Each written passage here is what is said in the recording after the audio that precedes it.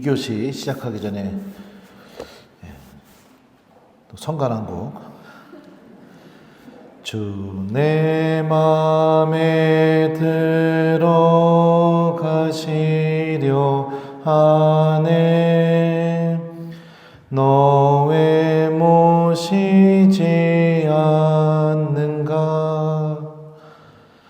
이 세상에 무엇이 막으리요.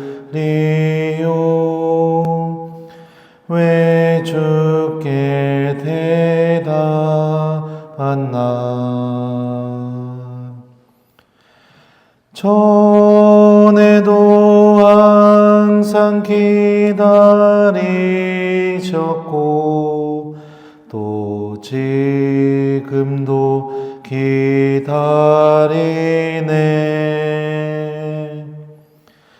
너 마음의 문 열기 원하시며 문 앞에 서 계시네. 오 친구여 주님께 나아가오.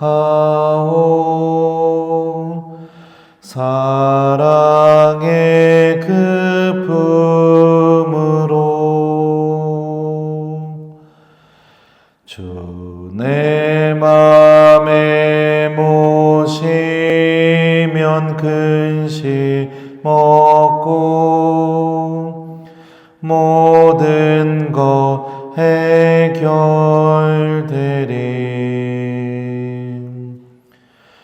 전에도 항상 기다리셨고 또 지금도 기다리네.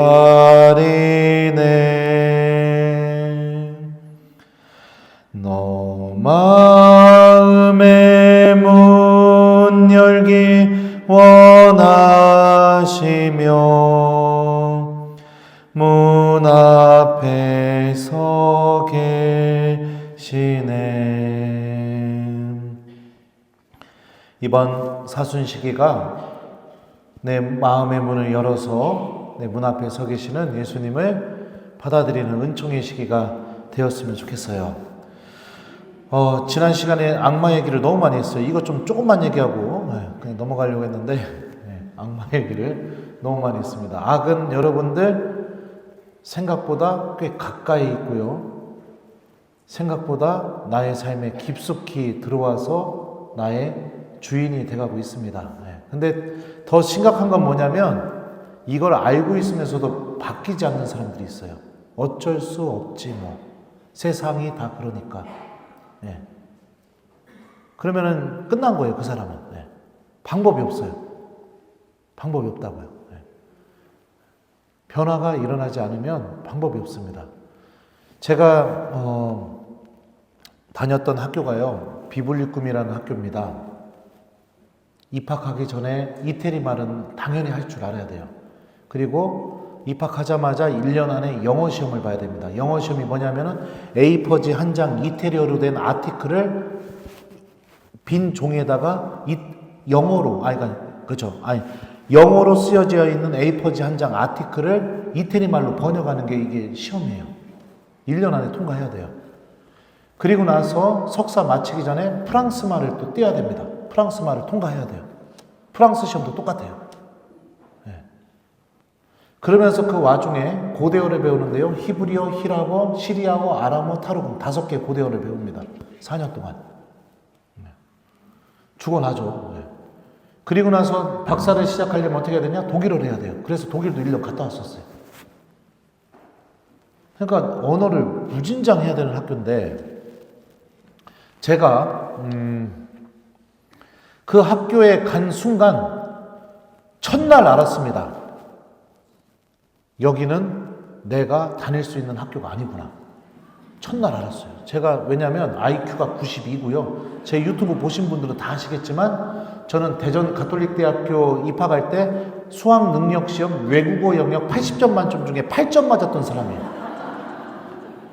80점 만점 중에 8점 맞았던 애가 어찌 이 외국어를 다 할 수가 있겠어요. 말도 안 되는 일이죠. 그런데 학교를 이제 다니면 그 1년 과정을 예비 과정이라고 해요. 예비 과정. 입학도 아니에요. 예비 과정 동안 히라버, 히브리어를 배워요. 그리고선 매주 토요일마다 쪽지 시험 보고요. 중간고사 보고 기말고사 본 다음에 성적 합산해서 안 되는 학생들 다 걸러버려요. 그리고 또 2학기 시작되면 매주 쪽지 시험 보고 중간고사 보고 기말고사 봐서 성적 안 되는 학생들은 다 걸러버려요. 그리고 나서 성적이 되는 학생들만 입학을 시킵니다. 그러니까 이게 예비 과정이에요.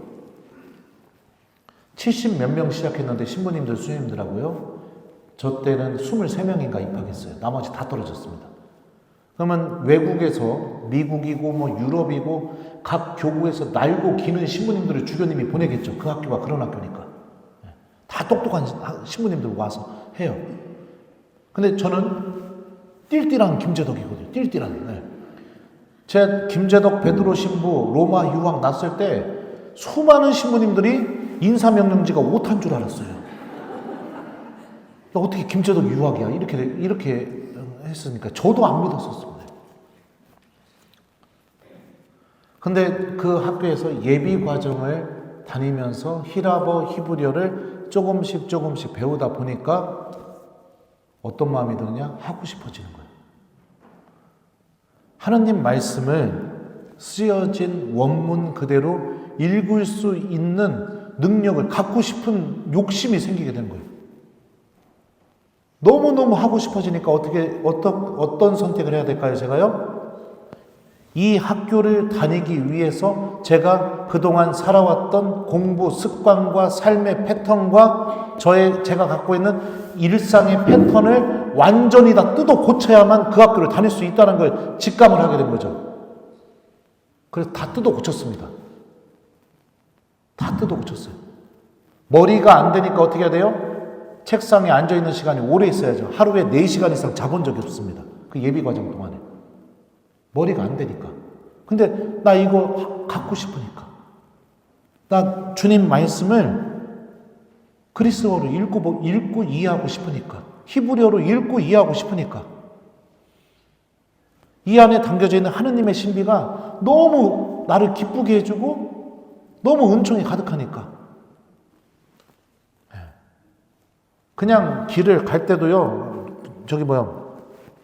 단어장 들고 그 가는 길을 이렇게 걸어가면서도 단어장을 이렇게 보면서 외우면서 다니고 막 그랬습니다. 버스에 타도 자리가 나면 자리에 앉아가지고 학교 갈 때까지 단어장 계속 보면서. 그러니까 이태리 할머니가 한 번은 제 옆에 앉았는데 저를 쭉 보더니 한 5분 이상 이렇게 쭉 보더니 갑자기 저한테 말을 거는 거예요. 이게 무슨 언어야? 그래가지고 히브리어인데요. 그랬더니 할머니가 그러는 거예요. 근데 넌 여기서 왜 이태리 와서 히브리어를 배워? 그러는 거예요. 네. 웃긴 거죠. 네. 제 첫 번째 강의의 목적은 그거예요. 내가 악의 지배를 당하고 있다. 여러분들 인정할 부분은 깨끗이 인정하시는 게 필요해요. 네. 내가 생각보다 삶의 꽤 많은 부분에 있어서 판단하는 부분에 있어서 악의 지배를 당하고 있다. 그러면은 이런 상태로 내가 계속 살았다가는 어떻게 될까요? 어떻게 될까요? 자, 하느님 나라의 비유를 들어보세요. 기름이 준비된 5 처녀는 신랑과 함께 혼인잔치에 들어가게 되고 기름이 준비가 안 된 5 처녀는 어떻게 됩니까? 못 들어가요. 문 열어달라고 거기서 두드려요. 그러니까 주인이 나와서 뭐라고 해요? 나는 너희를 알지 못한다. 이렇게 얘기합니다. 이 말씀이 그대로 이루어지겠죠.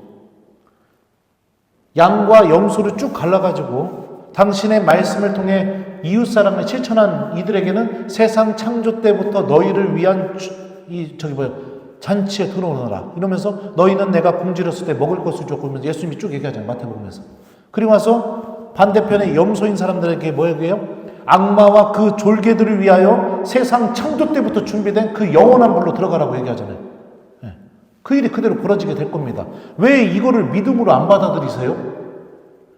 내가 이거를 믿음으로 받아들이기 시작하게 되면 내 안에서 어떤 일이 벌어지게 되느냐? 내 삶을 뜯어 고치는 일이 벌어지게 됩니다. 마치 내가 암이 걸리거나 아주 힘든 어려운 병에 걸리게 되었을 때 의사의 말을 듣고 치료하기는 어렵지만 지금부터 이렇게 하면은 완치할 수 있습니다. 이 소리를 듣게 되었을 때 환자가 아무리 힘들고 어려워도 어떻게 해요? 삶을 뜯어 고치잖아요. 살려고.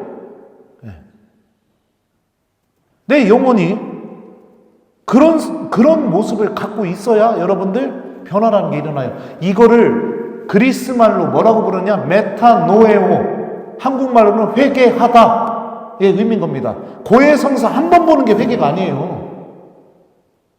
판공성사 한 번 보는 게 회개가 아니라고요. 담배를 사순시킬 때 끊겠다? 회개 아니에요, 여러분들. 회개는 정확하게 뭐냐면 메타 그리스 말입니다. 어떤 것과 함께. 첫 번째 의미가. 두 번째 의미는 멋멋을 넘어서. 노에오, 생각하다. 내 삶을 넘어선 세상에 대해서 생각하기 시작하는 것. 그러니까 지금 이 현세만을 바라봤던 나의 시선이 현세의 삶을 넘어서서 하느님 나라를 바라보게 됐을 때 내 안에서 자연스럽게 내가 어떤 선택을 해야 되는지를 알 수 있게 되겠죠. 그런 영적인 인식이 생겨나게 될 때 성경은 회개의 삶을 시작했다고 얘기하는 겁니다. 그리고 또 메타, 어떤 것과 함께, 노에오, 생각하다. 그럼 어떤 것과 함께 생각하는 게 회개의 시작이겠어요? 주님의 말씀과 함께 내가 생각하는 거죠. 그래서 사순 제1주일 복음에서 악의 신비도 드러나고 있지만 그 악의 신비를 이기는 주님의 신비가 무엇이냐? 예수님께서 이 악의 유혹을 다 뭘로 물리치십니까? 성경에 기록되어 있다. 주님 말씀을 기억하는 것을 통해서 이 악의 유혹을 다 물리치십니다. 하나님의 말씀이 이런 힘을 가지고 있다는 겁니다. 이런 힘을. 제일 중요한 게 뭐냐면요. 내가 미사에 왔을 때 특히 사순시기만큼은 여러분들 정말 중요하게 해야 되는 게 뭐냐면은 미사에 와서 들었던 복음 말씀을 내가 기억하고 간직하고 집으로 돌아가서 실천하는 삶을 살으셔야 돼요. 그래야 변화가 일어나게 되고 그게 하느님과 화해의 시작인 겁니다. 이거 하지 않으면 여러분들 그냥 사순시기도 한 번 왔다 지나가는 하나의 그냥 무슨 기념적인 순간? 이거 이상도 아닙니다. 신앙이 나에게 영원한 생명을 준다는 이 고백이요, 그 사람 안에서는 의미 없습니다. 의미 없어요. 교회에서 직책받고 사람들한테 인정받고 뭐 그냥 이게 다예요. 신앙생활 전부. 미사 오는 이유가 뭘까요? 다 같이 큰 소리를 따라합니다. 점심 먹으려고. 내 친한 사람들하고 점심 먹으려고. 이렇게 되는 거예요, 신앙생활이. 변화가 일어나야 됩니다. 그러니까 여러분들이 영혼에 대해서 생각하세요. 나 이렇게 살아도 정말 괜찮을지. 이거에 대해서. 악의 지배로부터 주님의 말씀은 우리를 벗어나게 해줘요. 주님의 말씀이 우리들을 붙잡아요. 그리고 어디에 빛이 있는지를 알려줘요. 제가 한번 작년 사제성화의 날 전날이었어요. 동창 신부가 저한테 전화했습니다. 어디 본당 강의 가고 있는데. 그래갖고 자기가 외국에서 지낼 때 알게 됐던 어려운 그 가난한 사람에 대해서 막 얘기를 하는 거예요. 그런데 그 사람이 아프대요. 그래갖고 이 얘기를 왜 나한테 할까? 그 소리를 계속 들으면서 운전하면서 갔거든요. 그러더니 한 30분 정도 얘기를 쭉 하더니 저한테 그러는 거예요. 그래서 네가 생각이 났어. 그래서 너무 당황스럽더라고요. 그게 뭔 얘기예요? 그 사람 도와주게 나 돈 좀 주라 이 소리잖아요. 그래갖고 제가 나 일단은 저기 강의 가고 있으니까 이따가 사제관 들어가서 내가 전화할게. 이따 통화하자. 이러고 끊었어요. 그리고선 갔다 와서 밤늦은 시간에 돌아와서 그 신부한테 전화해가지고 막 뭐라고 했습니다. 제가 언제까지 그 사람 붙잡고 살 거냐고. 네가 지금 한국에 들어온 지가 언젠데 언제까지 붙잡고 살 거냐고. 그러면 아파서 또 도와줘. 그 다음에 그 뭐 애 난다고 하면은 그러면 애 날 때 뭐 산부인과 비용은 또 어떡할 건데. 언제까지 네가 다 붙잡고 살 건데. 학원 간다고 하면 어떡할 건데. 제발 좀 정신 차리라고. 그리고 전화를 끊었어요. 막 뭐라고 하고. 왜 그랬을까요? 돈 주기 싫어서. 돈 주기 싫어서. 네. 저도 똑같아요. 여러분들하고. 인색한 마음이 있어요.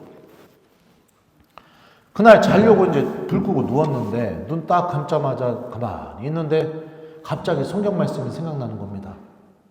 너희가 거저받았으니 거저주어라. 계속 생각이 나는 거예요. 잠을 못 자겠는 거예요. 너희가 거저받았으니 거저주어라.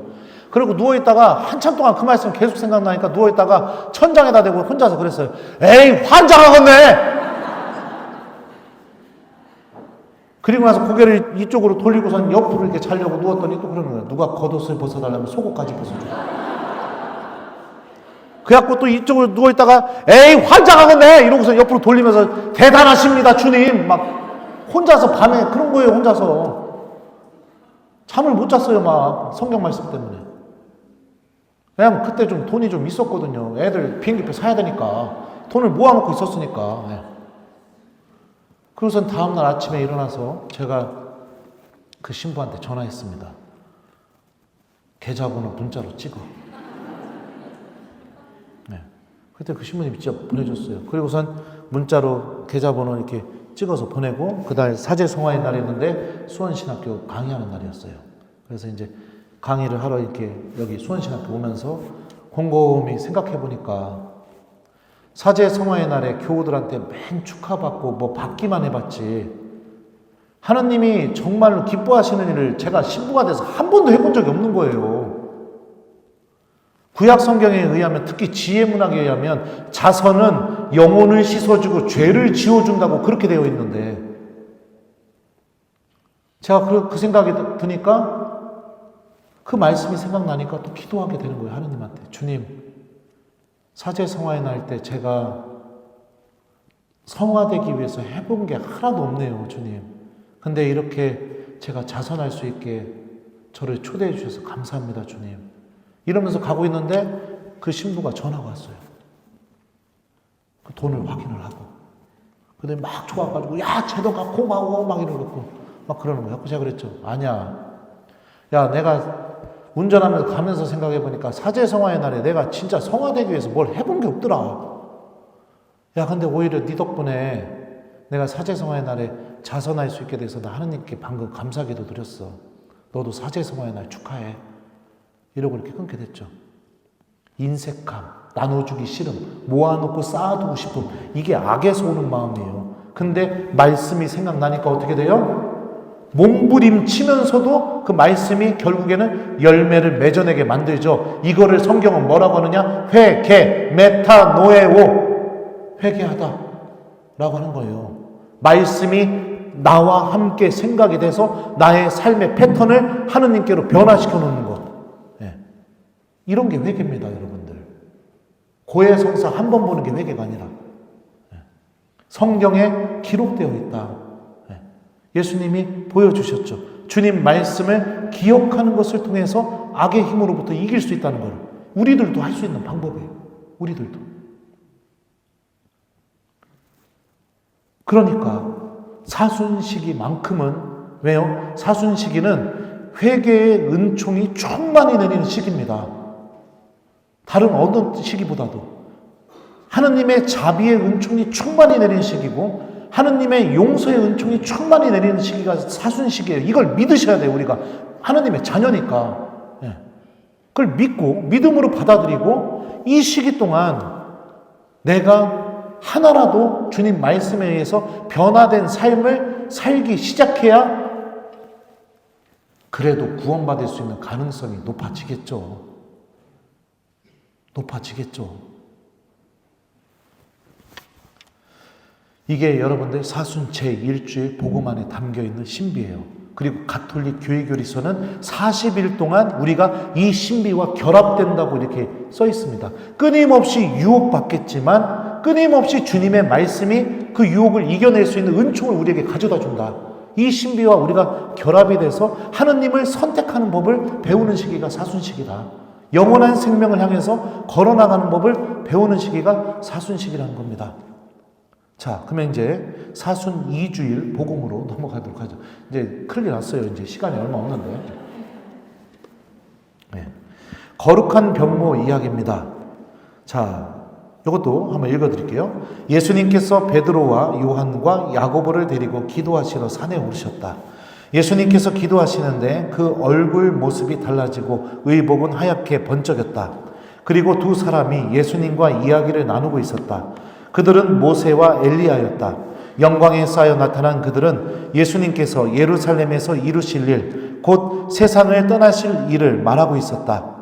베드로와 그 동료들은 잠에 빠졌다가 깨어나 예수님의 영광을 보고 그분과 함께 서 있는 두 사람도 보았다. 그 두 사람이 예수님에게서 떠나려고 할 때 베드로가 예수님께 말하였다. 스승님, 저희가 여기에서 지내면 좋겠습니다. 저희가 초막셋을 지어 하나는 스승님께, 하나는 모세께, 하나는 엘리야께 드리겠습니다. 베드로는 자기가 무슨 말을 하는지도 몰랐다. 베드로가 이렇게 말하는데 구름이 일더니 그들을 덮었다. 그들이 구름 속으로 들어가자 제자들은 그만 겁이 났다. 이어 구름 속에서 이는 내가 선택한 아들이니 너희는 그의 말을 들어라 하는 소리가 났다. 이러한 소리가 울린 뒤에는 예수님만 보였다. 제자들은 침묵을 지켜 자기들이 본 것을 그때에는 아무에게도 알리지 않았다. 이런 내용이에요. 이 거룩한 변모 사건에서 중요한 포인트는 뭐냐면 주님께서 영광스러운 모습을 미리 보여주신 겁니다. 순환, 죽음, 부활을 통해서 제자들에게 보여줄 모습을 미리 보여주셨어요. 당신의 영광스러운 모습을. 이 영광스러운 모습 속에서 모세와 엘리야와 나눈 대화의 내용은 예루살렘에서 이루실 일, 다시 말하면 십자가 순환과 죽음에 관한 일에 대해서 주님께서 이야기하고 계셨습니다. 그때 베드로는 여기서 지내면 좋겠습니다. 얼마나 좋았으면 이런 얘기를 했겠어요. 네. 이렇게 얘기를 하게 되자 이제 영광스러운 모습은 사라져 버리게 되고 성부 하느님의 말씀 한 구절이 들려옵니다. 이는 내가 선택한 아들이니 너희는 그의 말을 들어라. 네. 바로 십자가로 향하는 그 길이 이제는 명확하게 펼쳐지게 되겠죠. 이제 영광스러운 모습이 사라졌으니까요. 그리고 성부 하느님께서 하신 말씀이 뭐냐면 그의 말을 들어라. 들음을 회복하라는 겁니다. 사순 2주는 우리가 하느님과 화해하는 방법이 뭐냐? 들음을 회복해라. 주님의 말씀을 듣는 신앙인이 되어라.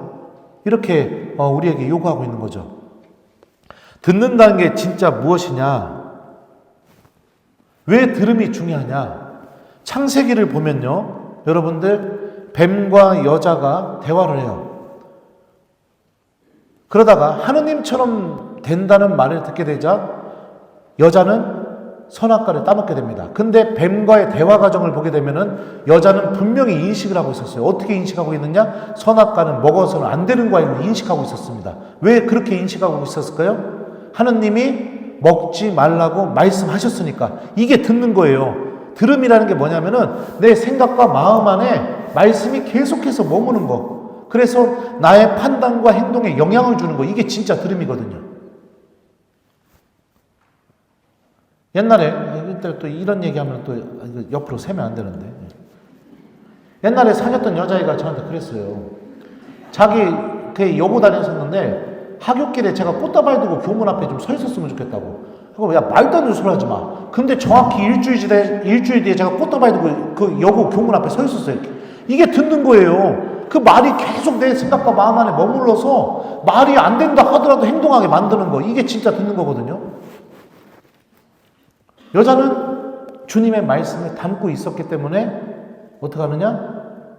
선악과를 먹어서는 안 되는 과일로 생각했습니다. 근데 뱀이 이거 먹으면 하느님처럼 된다고 하니까 여자 안에서 변화가 일어나게 됩니다. 그게 뭐냐? 창세기는 이렇게 표현하고 있어요. 여자가 쳐다보니 그 나무 열매는 먹음직하고 소담스러워 보였다.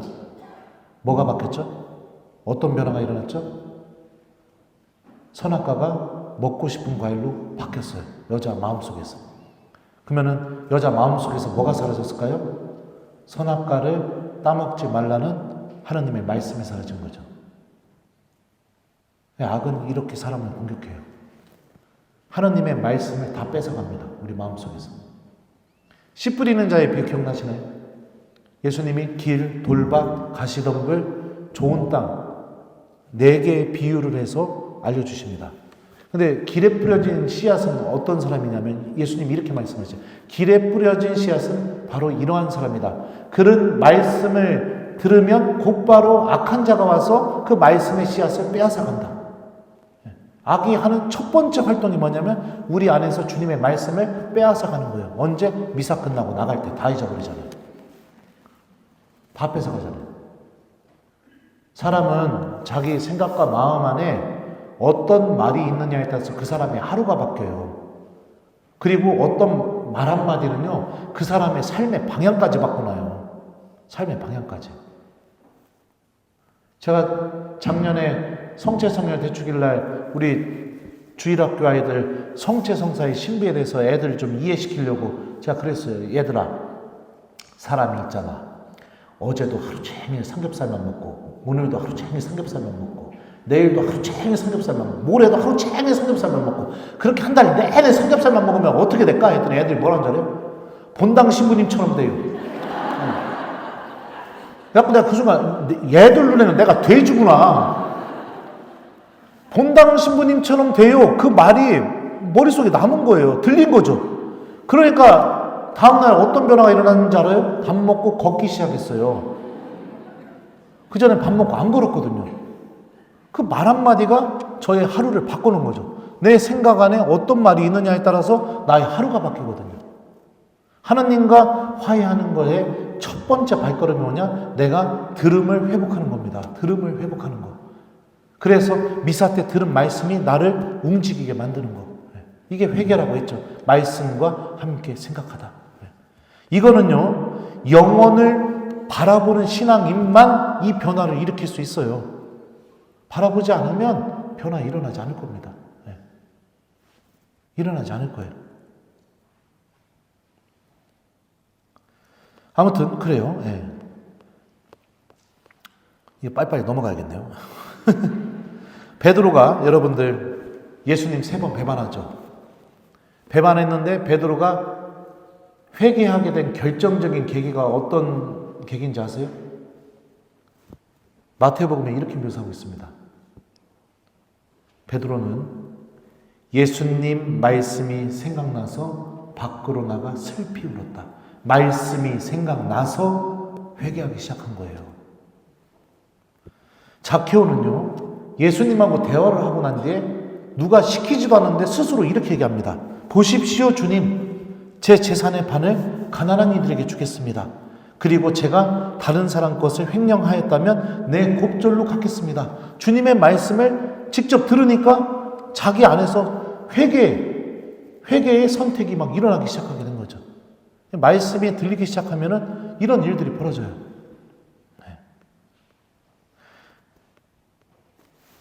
그래서 사순 2주일 때 여러분들 들음을 회복해야 된다. 요거를 꼭 좀 말씀드리고 싶어요. 이제 사순 3주로 넘어가겠습니다.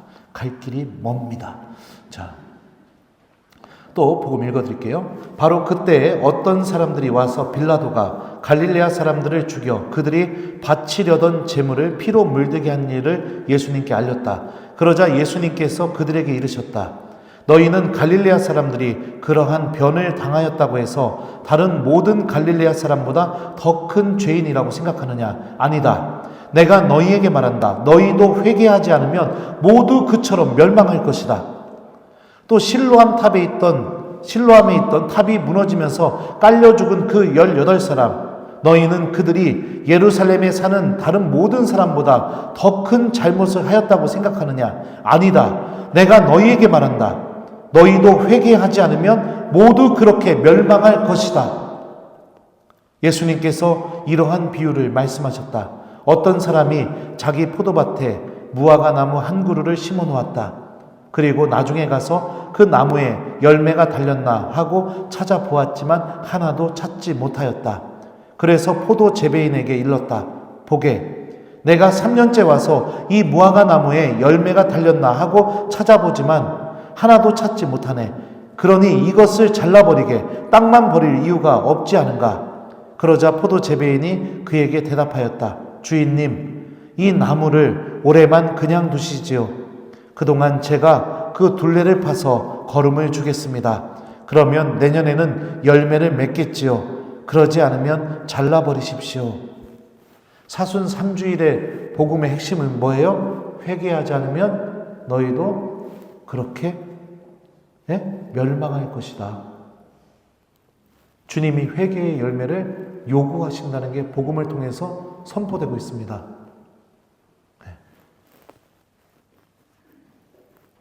언제 주님 말씀이 나를 움직여서 나를 변화시킨 적이 있었나요? 한번 생각해 보세요. 신앙이라는 게 도대체 나에게 어떤 가치가 있나요? 한번 생각해 보세요. 제가 처음 가는 본당에서 이런 테스트를 많이 해요. 근데 벌마의 성당도 처음 왔으니까 한번 테스트를 해보고 싶네요. 유튜브 보신 분들은 다 아시겠지만 한번 해볼까요? 1번 하세요. 2번 하지 마세요. 몇 번이요? 네? 1번? 네. 자, 그러면은 우리 보좌 신부님 여기 계시니까 가셨네요. 네. 네. 주임 신부님. 네. 주임 신부님이 다음 주 수요일 저녁 미사 나오는 교우들 1인당 5만 원씩 준다고 했다고 쳐봅시다. 자, 1번. 미사 끝나고 집에 가면서 신부님이 5만 원 준다는 말이 기억이 날 것 같다. 2번 다 잊어버릴 것 같다. 몇 번이에요? 네. 집에 가서 오늘 미사에 안 왔던 내 배우자와 아이들에게 글쎄 주임 신부님이 다음 주 수요일 날 미사 오면 5만 원 준대야. 성당 가자. 이 말을 한다. 2번 목에 칼이더라도 얘기 안 하고 나만 혼자 5만 원 받는다. 몇 번이에요? 네. 다음 날 되면은 어제 미사에 안 왔던 미카엘라 언니, 세실리아 언니, 마리아 언니 만났고 밥 먹고 차 마시면서 글쎄 주임 신부님이 다음 주 수요일 날 미사 오면 5만 원 준대야. 가자. 1번 이 얘기를 한다. 2번 절대로 얘기 안 하고 나만 혼자 5만 원 받는다. 몇 번이에요? 네. 다음 주 수요일이 되면은 1번 나는 무슨 일이 있어도 성당에 온다. 2번 절대로 성당에 안 온다. 몇 번이에요? 성당에 온 이유는 1번 5만 원 받으러 왔다. 2번 주님의 말씀을 듣고 살아계신 성찬에 살아계신 예수님을 만나러 왔다. 몇 번? 몇 번? 2번? 1번? 뻥치시네. 자, 그러면은 반대로 해보죠. 이거 테스트 하는 거예요. 자, 미사가 끝나면 1번 나는 오늘 주님이 말씀하신 복음 말씀이 기억이 난다. 2번 다 잊어버린다. 자, 그리고 집에 가서 1번 나는 오늘 주님께서 하신 말씀을 내 가족들에게 이야기한다. 2번 생각이 안 나니까 할 말도 없다. 자, 다음날 어제 미사에 안 왔던 미카엘 언니, 라파엘라 언니, 세실리아 언니 만나가지고 밥 먹고 차 마시면서 어제 복음 말씀을 담대하게 전한다. 2번 생각이 안 나니까 할 말이 없다. 왜 하느님의 말씀은 미사 끝나고 나가는 순간 다 잊어버리고 5만 원 준다는 말은 기억하고 마치 사도행전에서 성령께서 사도들에게 오셨을 때 일으켰던 행동들 기억하고 담대하게 선포하고 가족들에게까지 그리고 행동으로 옮기게 만들까요? 왜 주님의 말씀은 내 안에서 아무 힘을 드러내지 못하고 5만 원 준다는 말은 나를 그렇게 설레게 만들고 기억하게 만들고 전하게 만들고 움직이게 만들까요? 기준은 명확합니다. 세상의 기준으로 따지면은 나에게 하느님의 구원이 5만 원짜리보다 가치가 없기 때문에 예수님의 십자가 죽음과 부활을 통해서 얻어진 하느님 나라에 대한 약속과 영원한 생명의 이 은총이 5만 원보다 가치가 없기 때문에 그렇기 때문에 기억이 안 나는 거예요. 세상의 논리로 따지자면 여기서 벗어나야 된다는 거예요. 이 열매를 맺으라고 요구하고 있는 겁니다. 지금. 그러니까 여러분들 삶을 뜯어 고쳐야 돼요. 뜯어 고쳐야 된다고요. 신앙생활이 오래되면 오래될수록 어떤 일이 벌어져야 될까요? 이 뜯어 고치는 게 더 많아져서 주님 말씀에 더욱더 깊이 머물고 기도가 삶 안에서 정말로 소중한 자리로 자리 잡고 그렇게 돼야 돼요. 근데 신앙생활이 깊어지면, 오래되면 오래될수록 어떻게 해요? 더 기도 안 하고, 더 미사 안 오고, 더 고해성사 안 보고, 막 이렇게 된다면 이거 잘못된 거죠. 우리 어르신들, 노년 어떻게 준비하고 계세요? 노년이요. 여러분들 노년. 나이가 많이 들어가기 시작하면 어떻게 돼요? 잘 안 보이죠? 귀도 잘 안 들려요. 머리도 새요. 판단력도 흐려져요. 기억력도 사라져요. 근육에 힘도 빠져요. 이게 무슨 의미예요? 하느님이 알려주는 거죠. 너 하느님 나라 곧 올 거니까 준비하라고. 그러면은 내가 정말로 하느님을 믿고 있는 신앙인이라면 내 안에서 준비가 돼야겠죠. 어떤 준비? 주님의 심판을 받을 준비. 최후의 심판에서 뭐예요? 나눠주라고 했잖아요. 내가 갖고 있는 거 더 많이 나눠줘야죠. 노년 때. 더 많이 용서해야죠. 더 많이 사랑한다고 얘기하죠. 더 많이 미안하다고 해야죠. 근데 노년 어떻습니까? 더 많이 원망해요. 더 많이 바래요. 공짜로 얻기를 너무너무 바래요. 늙으면 늙을수록 환장해야죠. 네. 더 용서 못해요. 더 자기밖에 몰라요. 그러면 어떻게 해요? 이게 노년을 지금 망치고 있는 거죠. 하느님을 믿고 있는 사람이라면. 그죠? 그러니까 여러분들 오늘 저 만나신 거 개탄 줄 아세요. 지금 안 만났으면 이런 생각 절대 안 했을 거예요. 죽을 때까지. 에? 죽을 때까지 생각 안 했을 거라고요. 이 사태의 심각성에 대해서 개탄 줄 아시라고요. 진짜.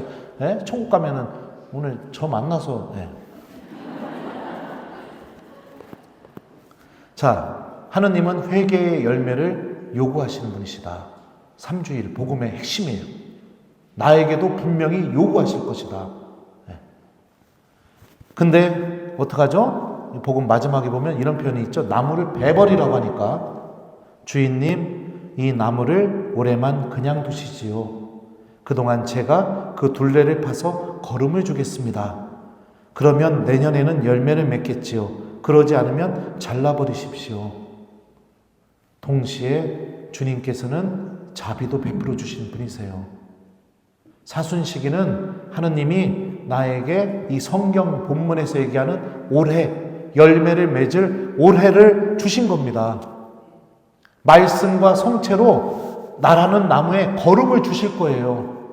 그러면 이 시기 동안 내가 열매를 맺어내야겠죠. 그죠? 그러니까 사순 3주 열매를 맺기를 바라시는 하느님을 기억하면서 말씀을 계속 실천하는 그런 열매를 내가 더욱더 맺을 수 있도록 매진해야겠죠. 자, 이제 사순 4주로 넘어갑니다. 자, 사순 4주는 여러분들 복음 말씀이 좀 길어요. 긴데 여러분들이 잘 아시는 작은 아들의 이야기입니다. 작은 아들이 아버지 재산을 갖고 떠나서 재산을 다 탕진하고 돌아오게 됩니다. 근데 탕진하게 될 때 그가 아버지 집으로 돌아가야겠구나 라고 생각했을 때가 어떤 생각이었냐면 제가 요 일부분을 좀 읽어줄게요. 모든 것을 탕진하였을 즈음 그 고장에 심한 기근이 들어 그가 공궁에 허덕이기 시작하였다. 그래서 그 고장 주민을 찾아가서 매달렸다.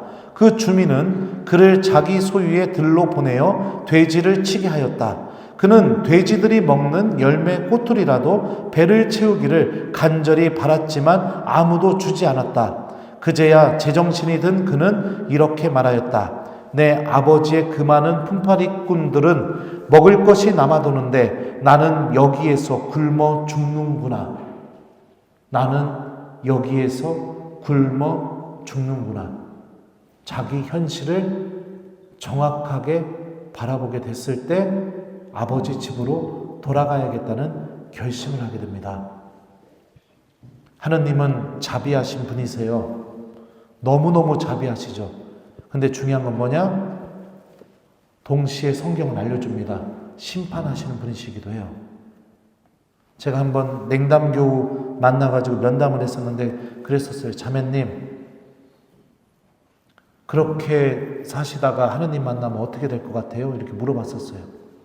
기도도 안 하고 미사도 안 나오고 복음 말씀이 하나도 자매님 안에서 열매도 안 맺고 있고 그렇게 사시다가 죽어서 하느님 만나면 어떻게 될 것 같아요? 그랬더니 그 자매님이 웃으면서 이 얘기를 하더라고요. 신부님, 그래도 하느님은 자비하신 분이시니까 저 다 용서해 주실 것 같아요. 그래갖고 제가 그랬어요. 자매님, 저도 하느님이 그런 분이시면 좋겠습니다. 근데 하느님 나라 비유를 읽어보십시오. 거기에는 자비라는 단어가 없습니다. 용서라는 단어도 없어요. 양과 염소를 가르겠다. 밀과 가라지를 가르겠다. 좋은 물고기와 나쁜 물고기를 가르겠다. 이런 표현만 있습니다. 하느님의 자비는 내가 생명을 다하는 그 순간까지예요. 주님의 용서는 내가 생명을 다하는 그 순간까지예요. 죽음 이후에는 심판입니다. 이렇게 얘기했던 적이 있어요. 그래도 안 돌아오시더라고요. 그렇게 사람이 쉽게 바뀌지가 않아요. 내 영혼의 현실을 깨달아야 바뀌게 돼 있습니다. 나는 여기에서 굶어 죽는구나. 오늘 집에 가서 좀 벼랑박에다 좀 써놓으세요. 나는 여기에서 굶어 죽는구나. 좀 보고 내가 사순시기 때 회개하게. 자, 그러자 아들이 이렇게 행동을 합니다. 일어나 가서 아버지께 이렇게 말씀드려야지. 아버지, 제가 하늘과 아버지께 죄를 지었습니다. 저는 아버지의 아들이라고 불릴 자격이 없습니다. 저를 아버지의 품팔이 꾼 가운데 하나로 삼아 주십시오. 그리하여 그는 일어나 아버지께로 갔다. 그가 아직 멀리 떨어져 있을 때 아버지가 그를 보고 가엾은 마음이 들었다. 그리고 달려가 아들의 목을 껴안고 입을 맞추었다. 아들이 아버지에게 말하였다. 아버지, 제가 하늘과 아버지께 죄를 지었습니다. 저는 아버지의 아들이라고 불릴 자격이 없습니다.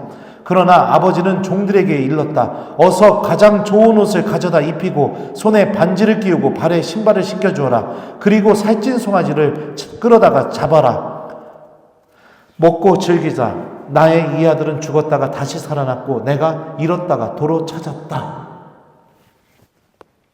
아버지는 아들에게 너 내 돈 어디다 썼어? 안 물어봤어요. 너 내 돈 어디다 썼어? 이걸 안 물어봤다고요. 또 너 내 돈으로 무슨 죄 저질렀어? 이거 안 물어봤어요. 그러니까 예수님의 비유에서 아버지 하느님의 최고의 관심사는 뭐냐면 내가 아버지께 돌아왔다는 사실이 하느님의 최고의 관심사인 거예요. 돈을 어디다가 썼는지, 그 돈으로 무슨 죄를 저질렀는지, 그게 그렇게 궁금한 문제가 아닌 거예요. 그리고 하느님의 용서는 언제 일어나느냐? 아들이 저 멀리서 그 집골로 오는 걸 아버지가 보는 순간에, 그 순간에 아버지는 이미 아들을 다 용서해버렸어요. 그러니까 달려가가지고 끌어안고 목에 입을 맞추고 그러잖아요. 그러니까 내가 고해성사를 보려고 마음 먹고 고해서에 줄 서는 순간 하나님 이미 다 용서해버린 거예요. 그러면 그런 생각을 하시는 분이 있어요? 그러면 신부님 성사 안 봐도 되겠네요. 줄 한번 딱 섰다가 한 5초 지나면 하나님이 용서하셨겠지 하고 딱 이렇게 되겠네요? 아니죠. 아들이 분명히 그래도 아버지한테 고백했잖아요. 아버지, 제가 하늘과 땅에 아버지께 죄를 지었습니다. 그죠? 네. 이렇게 하자 아버지가 어떻게 해요? 저는 아버지의 아들로 불릴 자격조차 없습니다. 그러니까 아버지가 어서 가장 좋은 옷을 가져다 입히고 손에 반지를 끼우고 발에 신발을 신겨주라고 하죠. 이게 뭐예요? 그 집골로 돌아온, 정말 아버지 아들처럼 보이지도 않는 그 집골로 돌아온 내 아들을 집 떠나기 이전의 상태로 되돌리는 거죠. 이게 고해성사의 신비인 겁니다. 세례 받았을 때의 상태로 완전히 되돌려주는 놀라운 신비가 이 고해성사 안에 담겨져 있는 거죠. 그러니까 여러분들 사순사주일 하느님 아버지의 이 사랑을 체험하는 고해성사를 잘 준비하는 방법으로 하느님과 화해하라는 거예요. 그러니까 말씀과 함께 열매를 맺어내고 그러다 보면 내 삶 안에서 회개할 거리들이 많이 생기게 될 거예요. 주님께 용서 청하고 싶은 것들이 많이 생기게 되겠죠. 그거 다 들고 가서 정말 아버지의 사랑을 체험하는 고해성사를 하라는 얘기입니다. 하느님께 저지를 수 있는 이런 표현은 맞지는 않지만 인간이 하느님께 지을 수 있는 죄 중에 가장 큰 죄가 뭘까요? 사람 죽이는 거? 간음하는 거? 아니면 다른 집에서 도둑질하는 거? 뭘까요? 주일미사 빠지는 거? 1계명부터 10계명에 써 있는 거는 다 하나님이 용서하실 수 있는 죄예요. 사람이 하나님 앞에서 지을 수 있는 죄 중에 가장 큰 죄는 뭐냐면 고해성사 안 보려고 하는 거. 하나님이 나를 용서하지 못하게 만드는 거. 논리적으로 그렇잖아요. 어떤 죄든지 다 용서하실 수 있는데 내가 그 용서를 원하지 않는 거. 그러면 하나님의 용서가 이루어질 수가 없는 거죠. 내가 일어나서 아버지 집으로 가지 않으려고 하는 태도. 더러운 물을 가장 깨끗하게 만드는 방법이 뭘까요? 정수기 사용하는 거 빼고. 거기다 깨끗한 물을 계속 부으면은 더러운 물이 깨끗해져요. 그죠? 고해성사는 나의 영혼에 깨끗한 물을 계속 붓는 겁니다. 그러면 여러분들 영혼에는 그 깨끗한 물이 몇 번 부어졌나요? 1년 동안? 판공성사 때만 해서 2번? 아니면 2번 중에 1번? 언제 부어졌나요? 네. 생각해 보시라는 거예요. 네. 왜 우리는 하느님의 자비의 힘도 알고 있고 하느님께서 우리를 사랑으로 대해 주신다는 것도 알고 있고 그걸 다 알고 있는데도 고해성사가 부담스러울까요? 죄가 갖고 있는 힘 때문입니다. 죄가 갖고 있는 힘. 아담과 하와가 죄를 저지르게 되었을 때 처음으로 했던 행동이 뭐냐면 무화과 나무잎으로 옷을 만들어서 입었어요. 그러니까 죄를 저지르기 전에는 하느님 앞에서 빨개 벗은 모습을 그대로 보여줬거든요. 그러면 우리 논리적으로 생각해 봅시다. 우리가 보통 누구에게 알몸을 보여줄 수 있나요? 1번 본당 신부님, 2번 내 배우자와 내 아이들, 3번 또 뭘까요? 옆집 아줌마. 누구한테 내가 자연스럽게 내 알몸을 보여줄 수 있을까요? 네? 4번 아무한테도 보여준 적이 없다. 몇 번이에요? 내 배우자와 아이들이죠. 내 배우자와 아이들의 공통점이 뭐예요? 정말로 사랑하는 사람. 사람은 본성이 그래요. 너무너무 사랑하며 알몸을 보여주게 돼 있어요. 이게 사람의 본성이에요. 근데 선악과 따먹고 나서 제일 먼저 한 행동이 알몸을 가렸다? 뭐예요? 하나님한테 알몸을 보여주기가 싫어진 거예요. 그럼 뭐를 잃어버린 거예요? 사랑을 잃어버린 거예요. 이게 죄가 갖고 있는 첫 번째 힘이에요. 하나님에 대한 사랑을 다 빼앗아 버려요. 그러니까 가기 싫은 거예요, 주님께. 또 죄를 저지르고 나서 두 번째로 한 행동이 뭘까요? 나무 그늘 속에 숨었어요. 하나님이 계시지 않는 어둠을 나의 안식처로 삼고 피난처로 삼은 거예요. 네. 숨기고 싶어하는 힘, 이게 또 죄가 갖고 있는 힘이에요. 이 힘에 지배를 당하니까 고해성사를 하기가 싫은 거예요. 그럴 때일수록 어떻게 해야 돼요, 여러분들? 성모님께 도움 청하면서 고해성을 가는 게 맞는 거예요. 내가 그 상태로 있으면 어떻게 돼요? 나는 여기서 굶어 죽는구나. 이 말씀의 주인공이 되는 겁니다. 한번 생각해 보세요. 더러운 물을 깨끗하게 만들려면 깨끗한 물을 부어야 되는데 나는 1년에 몇 번이나 깨끗한 물이 부어지고 있는가? 2번? 3번? 네. 사순 제4주일은 여러분들 하느님의 자비를 생각하면서 내가 아버지 집으로 돌아가는 고해성사를 잘 준비하는 시기. 이게 주님과 화해하는 길입니다. 네. 자, 사순 5주일은 가늠하다 잡힌 여인 이야기인데요. 이제 이거 5분 안에 얘기하고 끝내겠습니다. 저도 이제 집에 가고 싶어요. 네. 가늠하다 잡힌 여인의 이야기인데 이 이야기도 이것만 갖고 1시간도 얘기할 수 있어요. 근데 핵심적인 것만 여러분들과 함께 나누고선 가도록 하겠습니다. 잠깐만요. 요한복음 8장. 네. 제가 읽어드릴게요. 자, 이른 아침에 예수님께서 다시 성전에 가시니 온 백성이 그분께 모여들었다. 그래서 그분께서는 앉으셔서 그들을 가르치셨다. 그때 율법학자들과 바리사이들이 가늠하다 붙잡힌 여자를 끌고 와서 가운데에 세워놓고 예수님께 말하였다. 스승님, 이 여자가 가늠하다 현장에서 붙잡혔습니다. 모세는 율법에서 이런 여자에게 돌을 던져 죽이라고 우리에게 명령하였습니다. 스승님 생각은 어떠하십니까? 예수님은 그들은 예수님을 시험하여 고소할 구실을 만들려고 그렇게 말한 것이다. 그러나 예수님께서는 몸을 굽히시어 손가락으로 땅에 무엇인가 쓰기 시작하셨다.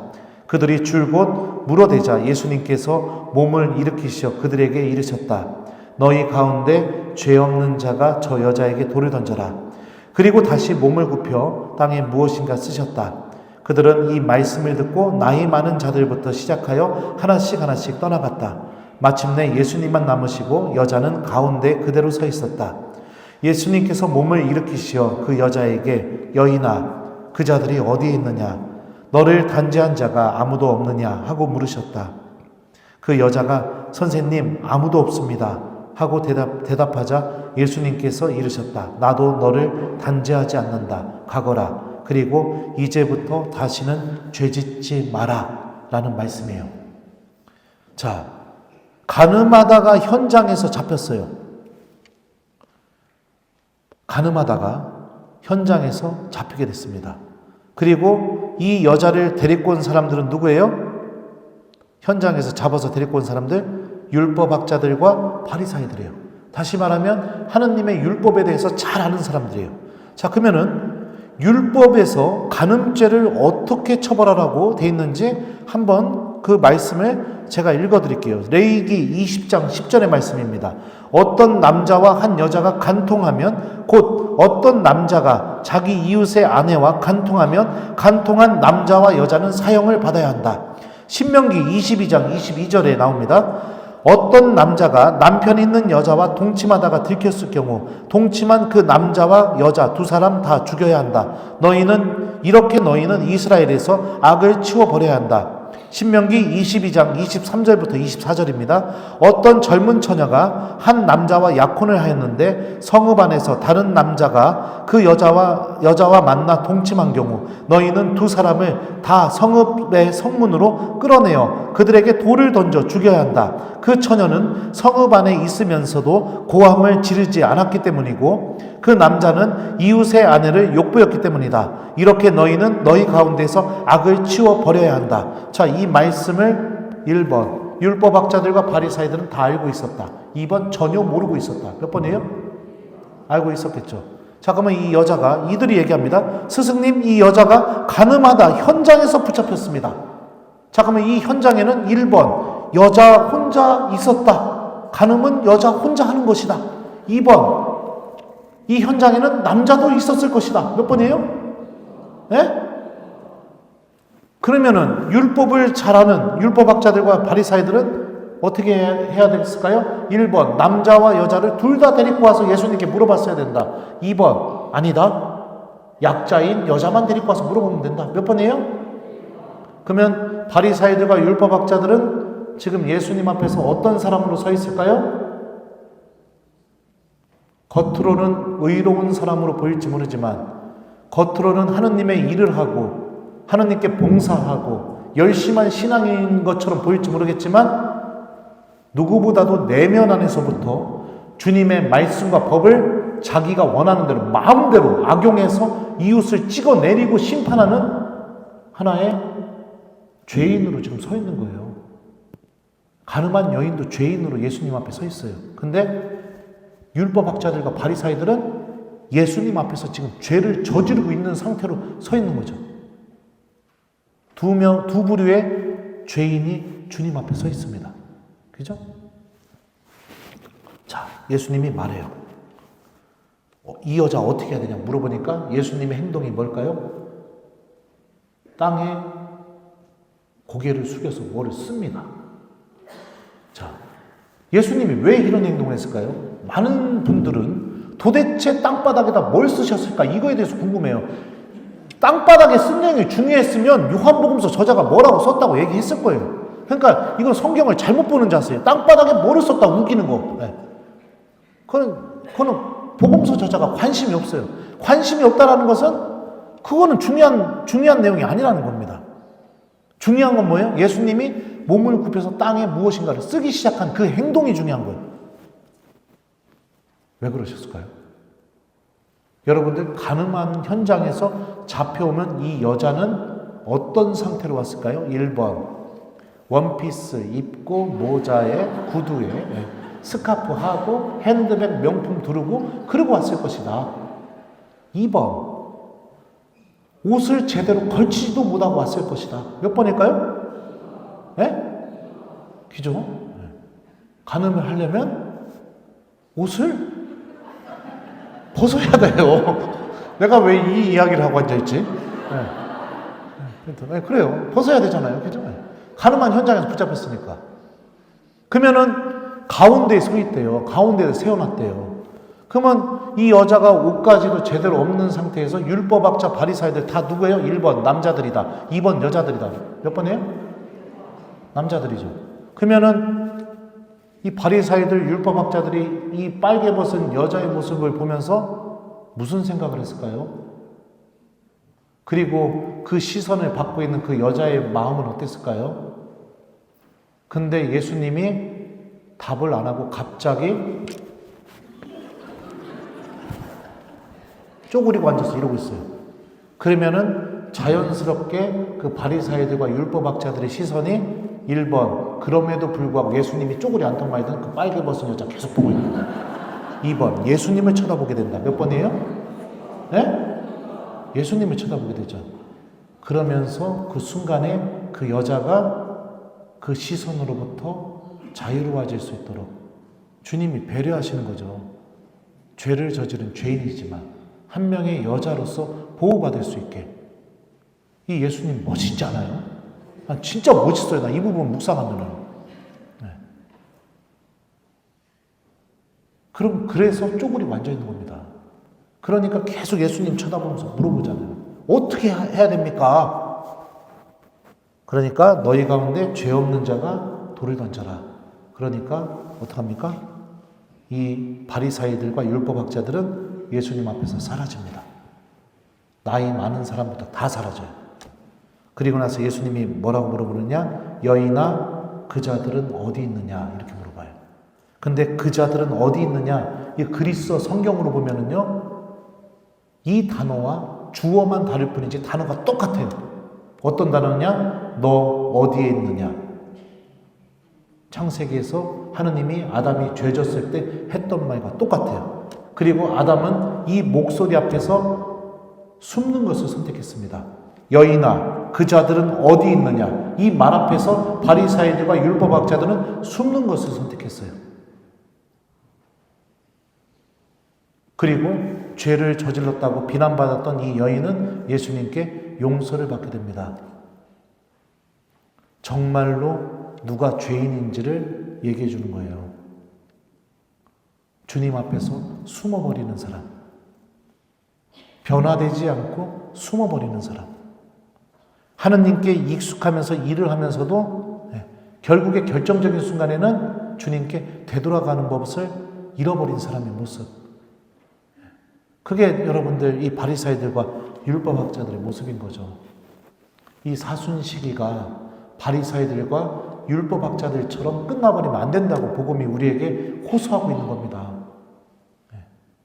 변화돼서 우리가 정말로 염치 없고 부족하고 별 볼 일 없는 사람이라 하더라도 예수님 앞에 끝까지 놓여 있으면 주님께서 나를 용서해 주시고 나에게 새로운 은총을 주신다.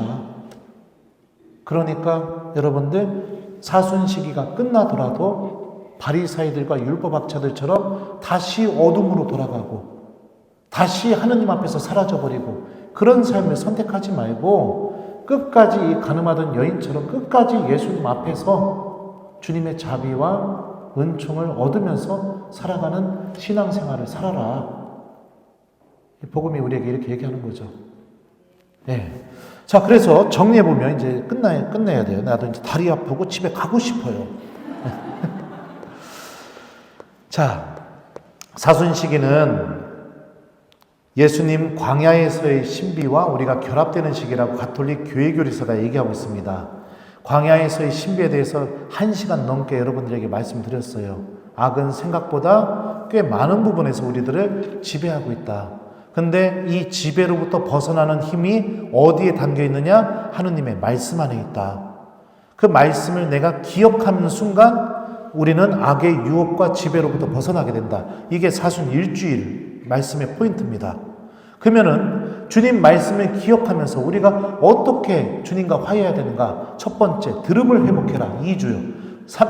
그 다음에 들음을 회복한 다음에 회개의 열매를 맺어라. 주님의 말씀을 실천하는 삶으로 돌아서라. 이게 3주입니다. 그죠? 그리고 회개의 열매를 맺으면서 정말 내가 하느님 아버지께 돌아가는 고해성사를 준비해라. 이게 사순 4주예요. 하느님의 은총을 얻었다면 바리사이들과 율법학자들처럼 다시 어둠 속으로 돌아가는 삶을 선택하지 마라. 내가 꼴볼견이 없고 염치 없어도 주님 앞에 계속해서 머무르는 삶을 선택해라. 이게 사순 5주입니다. 네. 그렇게 하면서 우리는 하느님과 화해하는 여정으로 넘어가는 사순 시기를 보낼 수 있게 될 겁니다. 사랑하는 우리 벌마을 성당 교우 여러분들, 이 사순 시기가 매번 반복되는 기념일 같은 사순 시기가 아니라 여러분들의 인생에 있어서 여러분들이 구원받는데 결정적인 계기가 되는 사순 시기가 됐으면 좋겠습니다. 많은 걸 바꾸려고 하지 마십시오. 많은 걸 바꾸려고 하지 마시고 한 가지만 부탁합니다. 하느님 말씀만 좀 내가 이 사순 시기 때 기억하자. 내가 매일 미사 말씀도 바라지도 않아요. 주일 복음이라도 내가 일주일 동안 좀 어디 써놓고 그거 보면서 일주일 중에 하루라도 한 번이라도 좀 내가 실천해 보려고 하자. 그렇게 되면 내 영혼이 하느님 나라를 바라보게 되고 그 말씀이 여러분들 안에서 회개의 은총을 일으켜서 하느님과 화해하는 그 어마어마한 은총의 길로 걸어가게 만들어 줄 거예요. 그래서 여러분들이 이 사순 시기 동안 정말로 하느님을 소유하는 신앙인, 하느님의 은총을 얻는 그 은총의 여정을 잘 보내는 여러분들이 됐으면 좋겠어요. 특히 여러분들이 지금 사순 1주 전에 특강 들었잖아요. 그죠? 이제 들은 대로 그대로 한번 해봐요. 얼마나 좋아. 다른 본당은 막 사순 5주 때 저 부른 본당도 있어요. 거긴 뭐 다 지나고 불렀으니 뭐 어떻게 해요. 뭐 방법 없지. 거기 가서 뭐 딴 얘기 해야죠. 뭐 어떻게 해요. 근데 저는 거짓 예언자가 되고 싶지 않아요. 괜찮아요. 다 용서해줘요. 걱정하지 마요. 괜찮아요. 그거 돈 갖고 있어도 걱정하지 마요. 하느님이 자비로워요. 괜찮아요. 거짓 예언자가 되고 싶지 않다고요. 말씀을 잘 전해서 여기 있는 교우 중에 단 한 사람이라도 회개한다면 저 오늘 2시간 동안 떠든 거 주님께 감사드리고 제가 하느님의 도구로 정말로 쓰인 것에 대해서 주님께 감사드릴 뿐입니다. 자, 그러면은 이제 마침 기도할게요. 성부와 성자와 성령의 이름으로 아멘. 주님께서 여러분과 함께 전능하신 천주 성부와 성자와 성령께서는 여기 있는 저희 모두에게 강복하소서. 주님을 찬미합시다. 성부와 성자와 성령의 이름으로 아멘. 부족한 강의 들어주셔서 감사합니다. 고마워요. 그리고 개인적으로 부탁이 있는데 제가 복음 전하면서 크고 작은 어려움들이 있습니다. 여러분들 본당 신부님들 위해서 기도 많이 해주시고 혹시나 제가 생각이 난다면 생각날 때 한 번만 저를 위해서 성모송 바쳐주시면 여러분들의 기도가 제 안에서 은총이 돼서 제가 지치지 않고 하느님 말씀 잘 전할 수 있을 것 같아요. 그래서 못난 저를 위해서도 기도해 주셨으면 좋겠어요. 거룩한 사순시기 하느님께 돌아가는 사순시기 잘 보내시도록 저도 기도 중에 기억하겠습니다. 고맙습니다.